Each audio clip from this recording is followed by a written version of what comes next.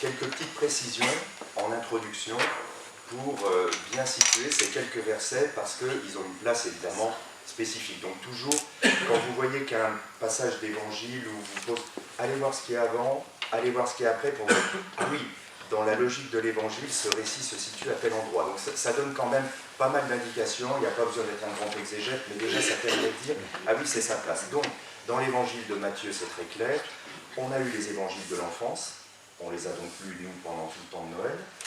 Nous avons ensuite la prédication du Baptiste, donc Matthieu place le précurseur, celui qui annonce, celui qui fait la transition pour Matthieu entre l'Ancien Testament et le Nouveau Testament, celui avec qui il faut faire le lien, parce qu'on sait historiquement qu'il y a eu des liens forts entre Jésus et les mouvements baptistes, et qu'entre les chrétiens et les mouvements baptistes qui ont continué après Jésus, il y a eu des liens, des oppositions, des discussions, parce qu'il fallait savoir pourquoi Jésus devait être le Messie. En quoi fallait-il que les baptistes reconnaissent que Jésus était le Messie? Ça n'avait rien d'évident. L'échec cuisant sur lequel se terminait la prédication de Jésus de Nazareth n'appelait pas spécialement à le reconnaître comme le Messie l'envoyé de Dieu.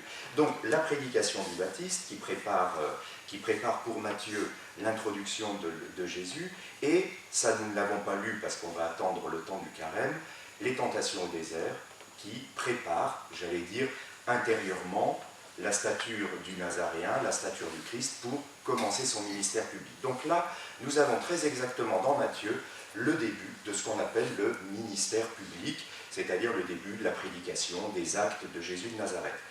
On voit donc bien comment ce petit récit va fonctionner comme un prologue, c'est-à-dire que Matthieu va annoncer les thèmes, les grands thèmes de ce qui va se passer dans tout l'évangile, un peu comme dans un opéra, on est habitué à entendre dans l'ouverture les thèmes qui très très rapidement sont donnés, et puis ensuite on va les voir se déployer dans l'opéra. C'est un peu la même chose, on a les thèmes majeurs qui vont se déployer. Voilà, donc ça c'est important. Du coup, qu'est-ce qu'on peut remarquer dans ce récit? C'est d'abord, on voit très bien, le lien avec le Baptiste est définitivement organisé, si je puis dire, puisque on nous dit bien, Matthieu va nous montrer à la fois la continuité, les liens très forts qu'il y a avec le mouvement baptiste, mais aussi les ruptures qui s'annoncent. Et alors c'est à la manière de l'évangile, hein. C'est quelques mots, il faut repérer, il faut voir, mais on voit bien comment Matthieu intègre le Baptiste dans le mouvement chrétien pour dire il a été le précurseur de celui en qui nous avons mis notre foi, mais du coup, il n'en est pas que le continuateur. Jésus est l'accomplissement. Le Baptiste est le précurseur, Jésus est vraiment l'accomplissement. Donc ça, c'est vraiment clair pour Matthieu, et pour Matthieu, ça veut dire pour la foi de la première communauté. On voit bien que la foi de la première communauté chrétienne va dire celui-là est celui qui accomplit véritablement, et du coup, il faut donner une place au Baptiste. La place du Baptiste, c'est celui qui annonce, c'est celui bon. Alors, on voit ici comment Matthieu va organiser la continuité et puis la rupture. La continuité, apprenant que le Baptiste avait été arrêté. Alors en fait, le texte en grec plus précisément dit « apprenant que le Baptiste avait été livré ». Et le terme est important parce que dès qu'on dit « il a été livré », ça nous fait penser immédiatement à Jésus, livré entre les mains des hommes. Bon. Donc ce terme-là pour Matthieu est évidemment capital, c'est montrer que le destin du Baptiste et le destin du Nazaréen, de Jésus, vont de ce point de vue-là être identiques. Une fois leur ministère sur terre terminé, les deux sont livrés et les deux donneront leur vie. Donc seront témoins de Dieu en donnant leur vie. Alors, évidemment, avec toute la différence qui va se creuser entre Jean et entre Jésus. Mais reste que Matthieu, en quelque sorte, intègre bien les mouvements baptistes en disant, voilà, Jésus n'a pas un destin de ce point de vue-là différent de Jean, il est le témoin véritable de Dieu.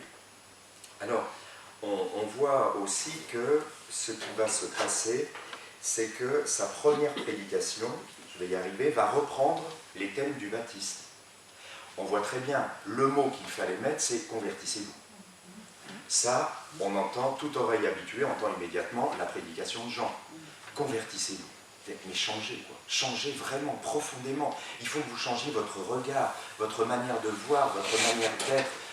Il faut que vous changiez le cœur, c'est-à-dire la conversion, c'est vraiment, le terme grec manifeste un retournement de tout l'être.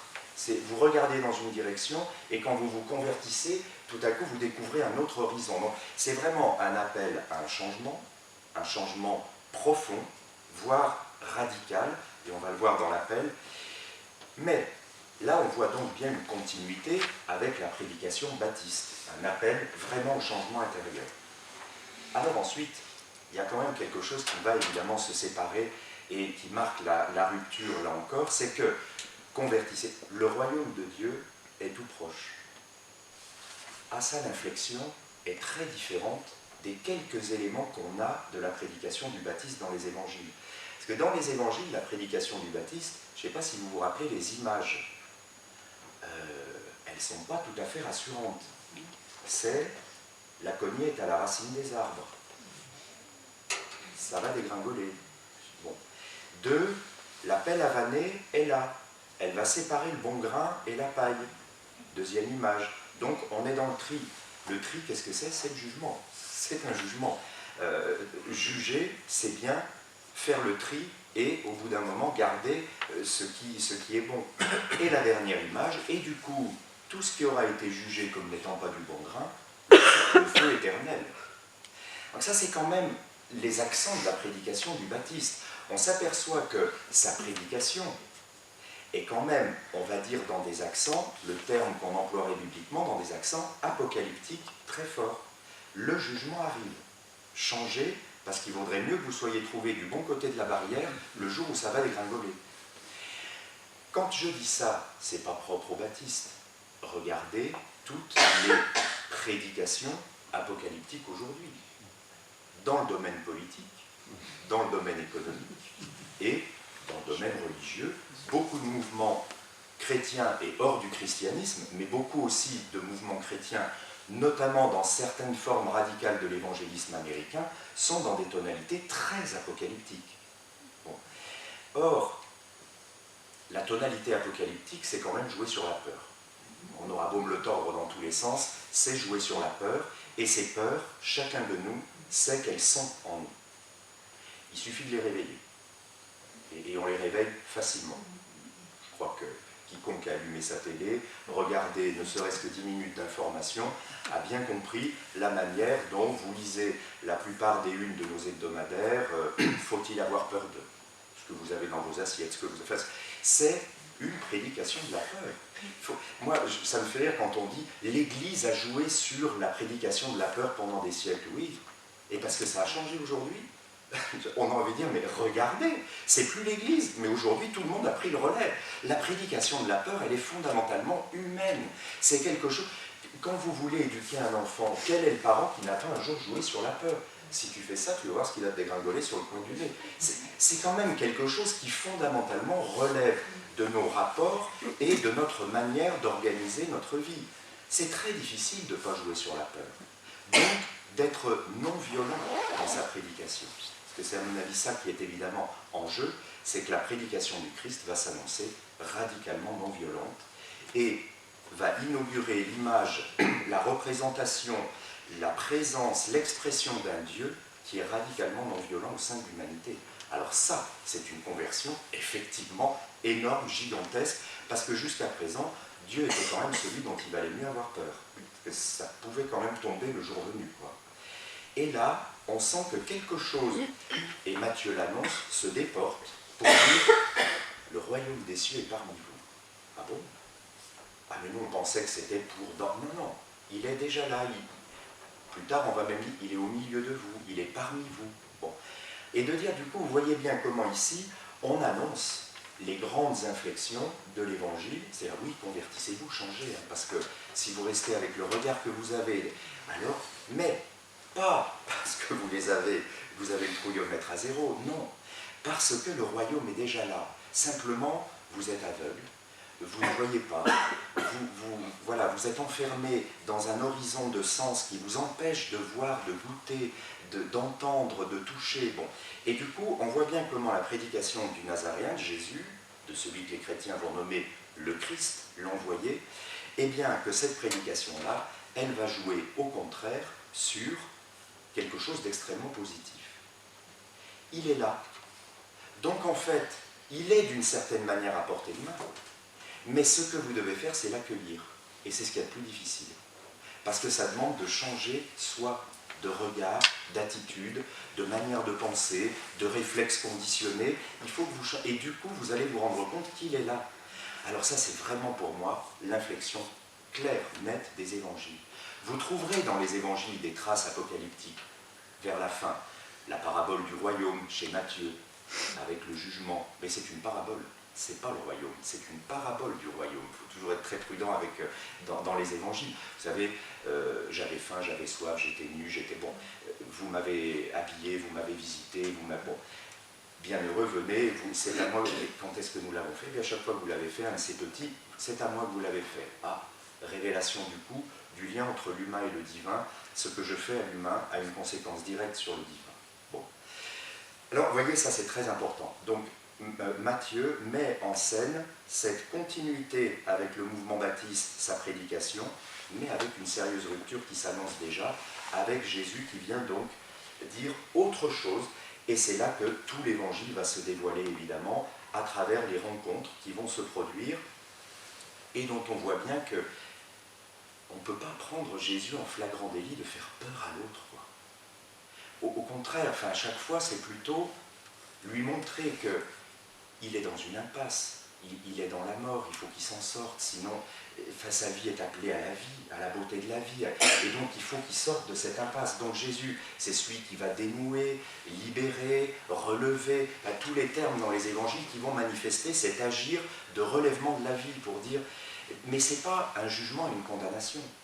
Vous voyez, c'est la femme adultère qui est dans Jean, dans l'évangile de Jean, et de ce point de vue-là, paroxystique et typique, c'est-à-dire, moi je ne te condamne pas, mais ne pêche plus non plus, ne t'enferme pas dans une logique où tu ne pourras que souffrir. Bon, on voit bien, voilà, cette parole et cet agir christique qui est de dire, mais quelle réjouissance il pourrait y avoir de te condamner, tuer la vie, c'est ça la puissance. Alors c'est là aussi qu'on va voir s'organiser un renversement de la notion de puissance de Dieu. Vous voyez bien comment, pour beaucoup, la puissance s'exprime in fine, au bout du compte, comme le moyen de détruire. Ça, c'est la puissance humaine. Au bout du compte, j'ai l'arme atomique. Ah ouais, alors je ne peux pas tout faire avec toi. Et non, parce que si tu me le fais, moi, je vais tirer, je vais appuyer sur le bouton. Ça, c'est la représentation, je fais exprès d'être caricatural, mais c'est profondément la représentation humaine de la puissance. C'est-à-dire que, certes, je ne vais pas appuyer sur le bouton dans les 10 secondes, mais tu sais que je l'ai. Hein. Donc, vous transposez ça dans nos rapports, ça fonctionne comme ça. Au fond, qu'est-ce qui fait le pouvoir en dernière instance? C'est le pouvoir nuisance que j'ai. Ça, je peux vous dire que je l'ai goûté dans toutes les organisations. Vous avez des gens qui ont infiniment bien compris ça.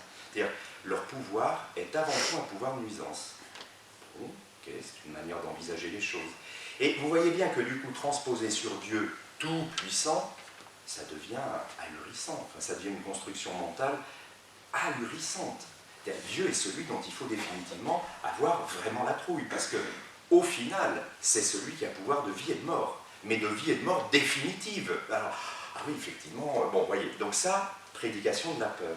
Quand vous renversez cette notion de la puissance et que vous dites, en regardant Jésus de Nazareth, sa puissance n'est pas de condamner et de tuer, en dernière instance. Si puissance il y a, c'est au contraire de faire vivre et de relever. Elle est là, la puissance. Nous, la puissance, en tant qu'elle est destruction, c'est l'aveu de notre impuissance.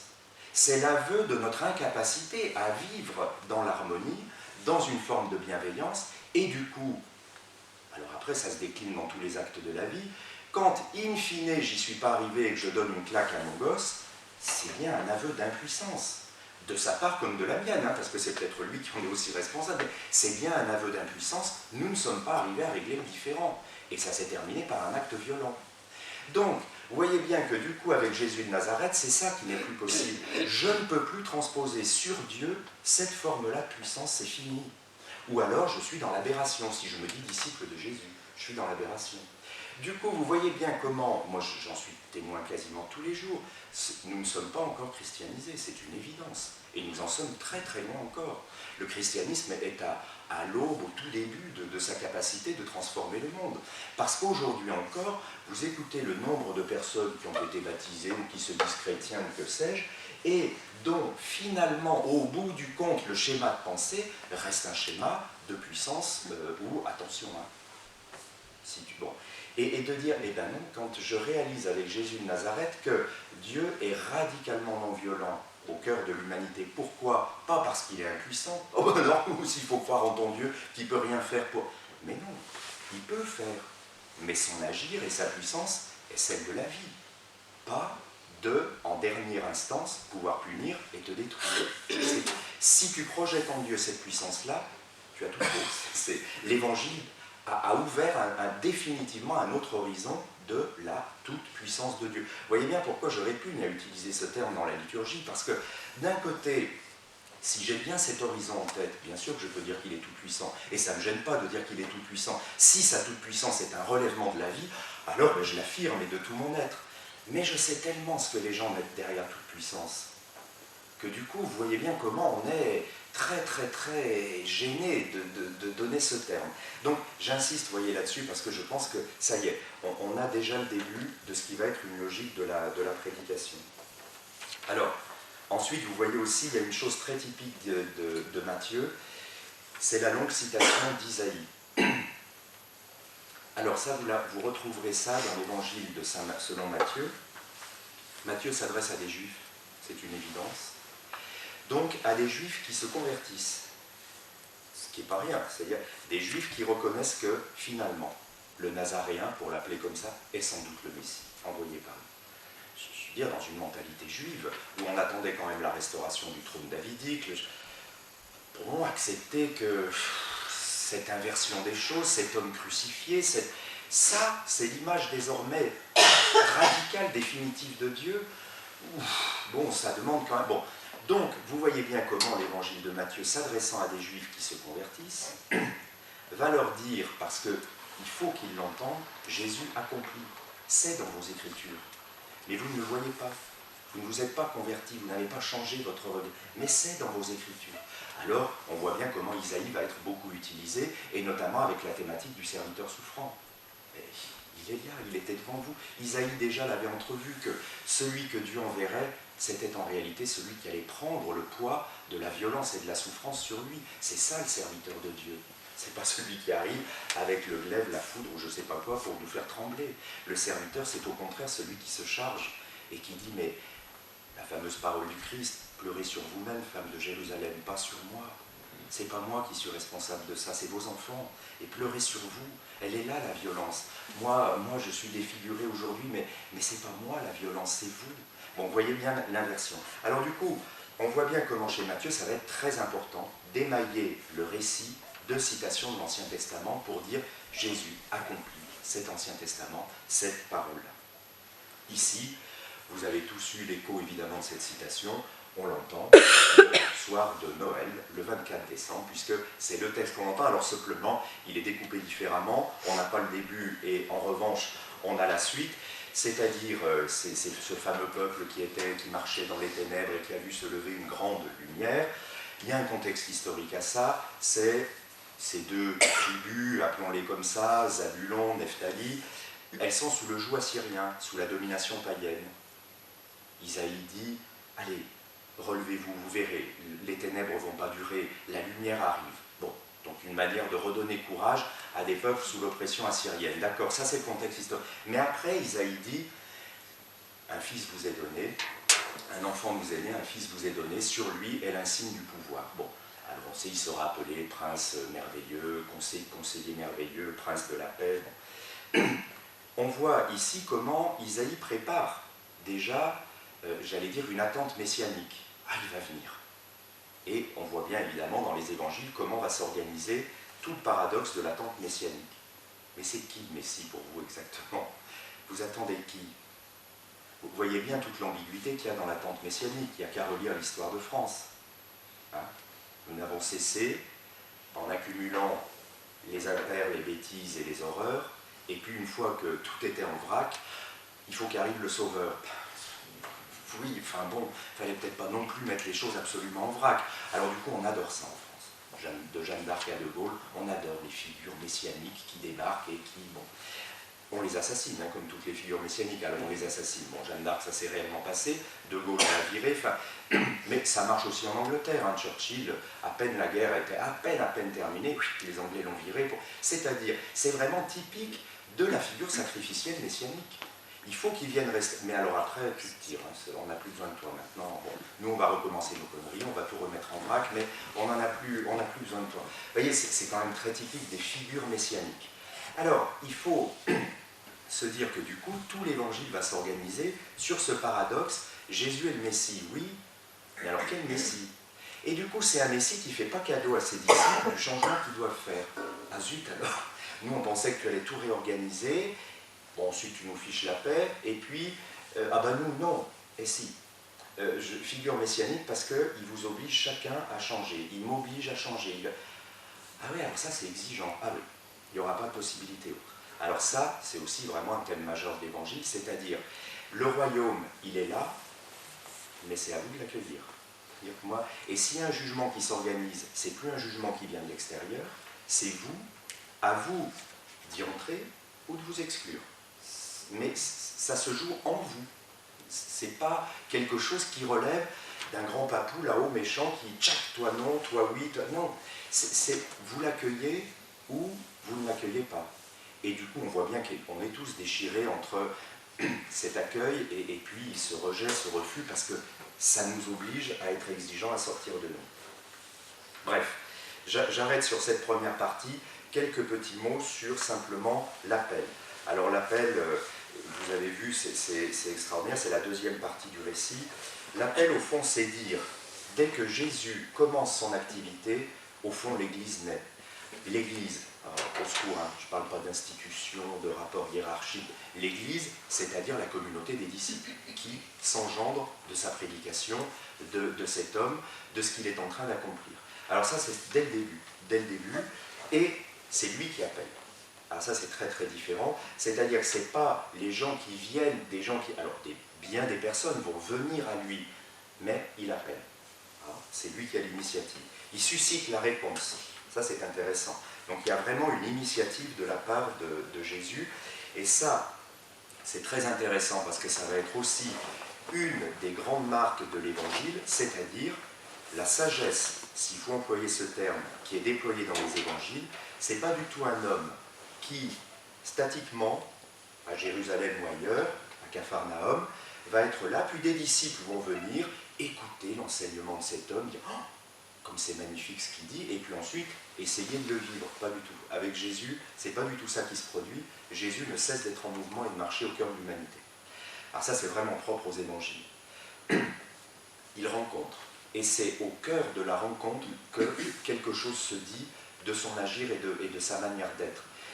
Au fond, ça répond toujours à cette question. Voilà, si Dieu était parmi nous, que dirait-il, que ferait-il? Il dirait et il ferait comme Jésus de Nazareth l'a fait. En tout cas, ce serait la réponse d'un chrétien.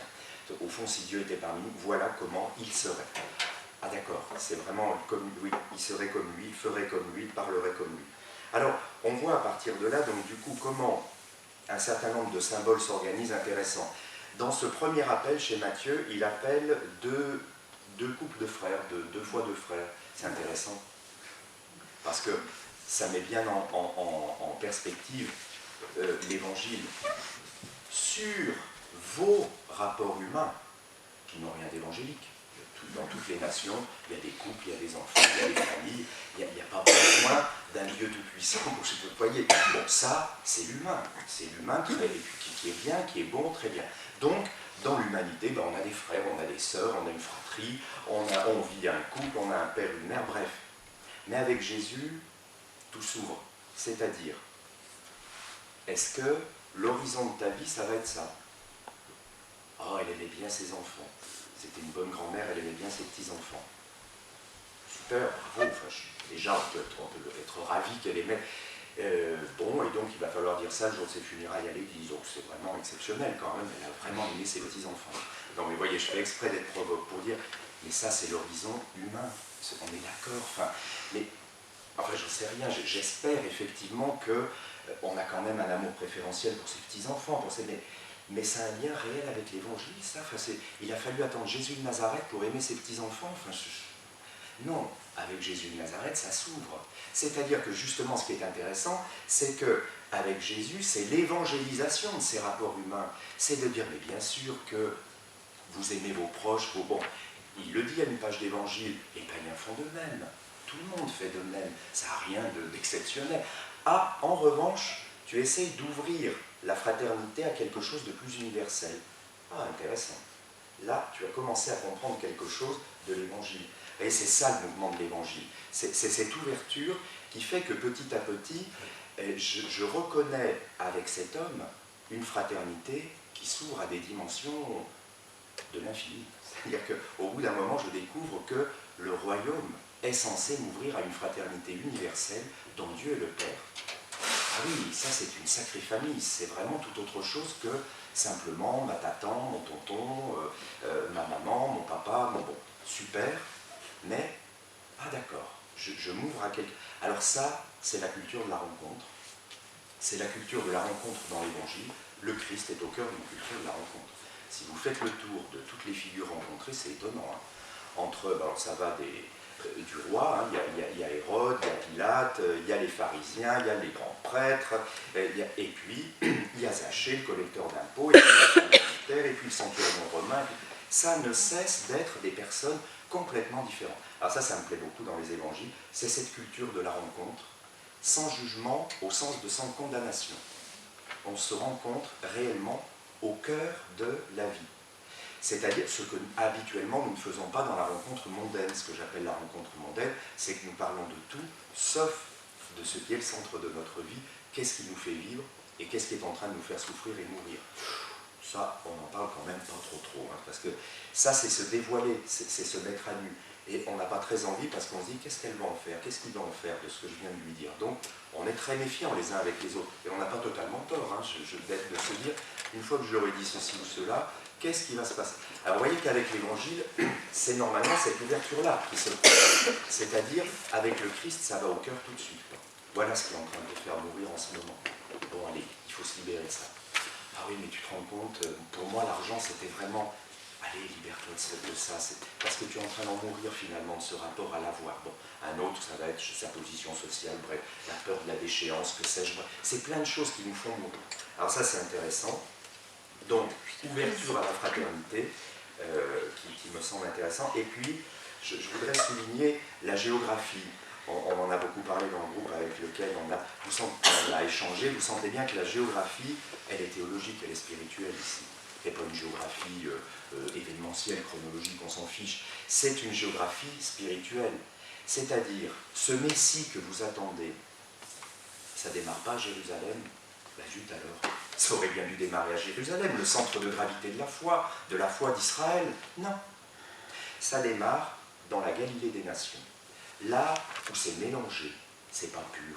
C'est pas pur. Ah ben alors ça c'est vraiment une thématique de l'Évangile. Et oui, ça démarre là où vous ne l'attendiez pas, et là où normalement, un peu comme si pour les chrétiens attendaient le Messie, et ça ne démarre pas à Saint-Pierre de Rome. Ah zut alors. Et ça démarre dans une espèce de banlieue mélangée, où il y a des musulmans, des cathos, des machins. Quoi, c'est pas possible. C'est le même choc de dire, ça démarre là, et pas au temple, là, au cœur de... Et non, justement, avec le Dieu que vient manifester Jésus de Nazareth, ça démarre dans un lieu de carrefour, dans un lieu où ça se croise, ça se rencontre, tout ça n'est pas très pur comme foi, Ah, ça c'est quand même intéressant. Deuxième chose, j'aime bien cette promenade, le bord de la mer de Galilée. On a quand même en tête la pêche miraculeuse, la tempête apaisée, enfin, tout ce moment, Jésus, il est l'homme des frontières, l'homme des limites, où il est toujours sur ses frontières et ses limites humaines. La vie, la mort, le juif pratiquant, le juif qui n'est pas bien pratiquant. Bon, voyez, il est toujours sur cette zone improbable de frontières. Et je trouve que c'est très beau de le faire marcher là, le long de cette mer, où on sent que ces deux univers qui se croisent, bon. Et puis avec un qui est dangereux, la mer.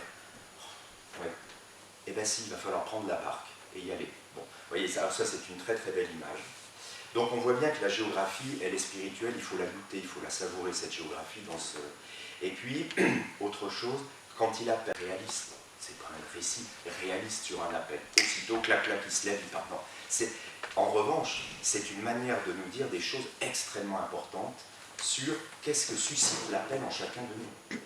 Alors, une ou deux petites choses, et puis, quand il appelle les deux fils de Zébédée, vous avez vu, aussitôt, il quitte la barque, le père. C'est extraordinaire comme symbole. Il quitte la barque.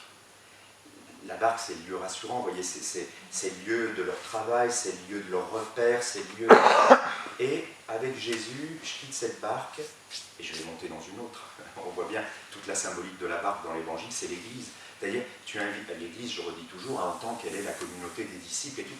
Tu vas être du coup amené à entrer dans une barque tout autre, très vaste, très... Voilà. Et puis, le Père. Tu vas, avec Jésus, rentrer dans une filiation qui est autre.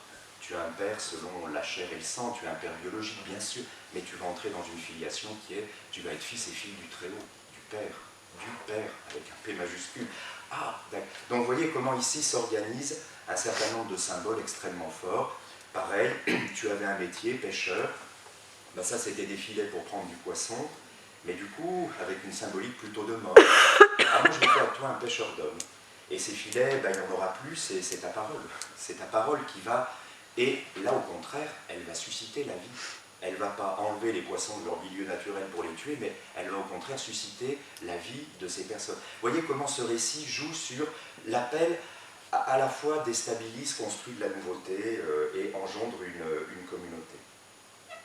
On voit bien la finale, Jésus reprend sa marche et il parcourt désormais toute la Galilée. C'est-à-dire, ça y est, c'est parti. C'est un mouchoir de poche au niveau géographique, mais symboliquement, c'est pas du tout un mouchoir de poche. Et comme quoi, parfois, pour changer le monde, point des besoins de partir à l'autre bout du monde. Mais j'allais dire, l'autre bout du monde, ça peut être Vaux-en-Velin. L'autre bout du monde, ça peut être Perrache à partir de 21h le soir quand vous êtes autour de Perrache. Là, vous le voyez, le monde, il est là. Il y a une bonne partie de l'Europe et d'au-delà de l'Europe qui est autour de Perrache. Donc, c'est là, quand on dit convertissez-vous, c'est-à-dire ouvrez vos yeux, vous allez voir, en réalité, chez vous, c'est déjà le monde qui est là, mais dans sa plus extrême fragilité, dans sa violence, dans son extrême violence. Bref, donc, voilà, je redis ce que j'ai dit au début parce que je pense, dans ces quelques versets, Matthieu fait le prélude à sa grande symphonie, à l'évangile qui va arriver. Ensuite, on va déployer tous ces thèmes au long de l'évangile et regarder comment, avec Jésus, ça prend corps jusqu'à la passion, la croix et l'annonce de la résurrection, de la vie, qui, au bout du compte, est plus forte que tout, mais qui suscite notre foi. À ce moment-là, il faut y croire, il faut entrer dans cette adhésion. Voilà. Merci beaucoup.